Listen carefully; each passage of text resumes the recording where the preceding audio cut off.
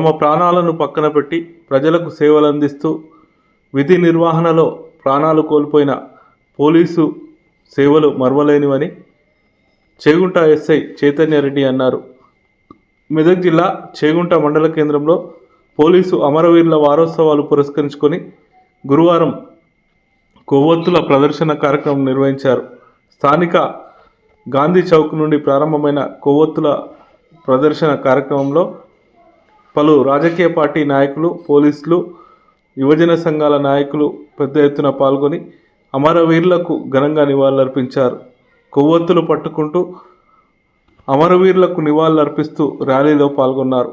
ఈ సందర్భంగా ఏర్పాటు చేసిన కార్యక్రమంలో వారు మాట్లాడుతూ ఎంతోమంది పోలీసులు విధి నిర్వహణలో ప్రాణాలు కోల్పోయారని, ప్రజల భద్రత కోసమే పోలీసులు విధులు నిర్వహిస్తున్నారని కొనియాడారు.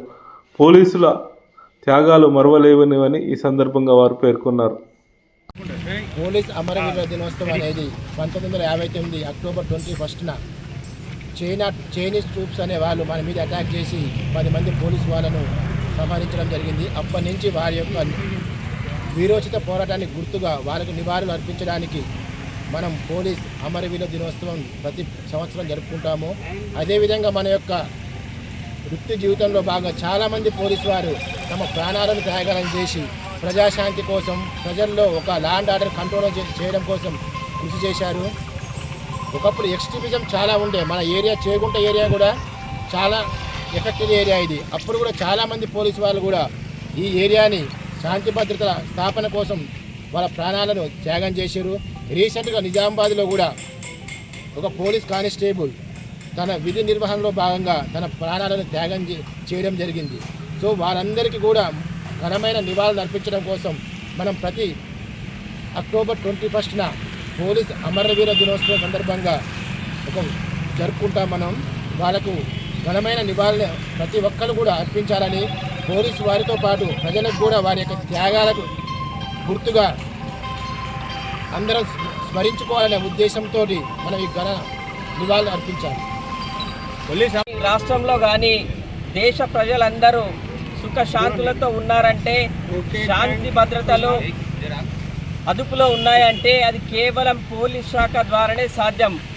మరి ప్రజలందరూ ఇది గుర్తించాలి.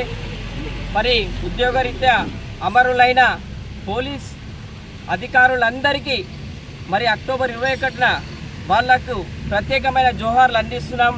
ప్రజలందరూ చాలా గుర్తించాలి.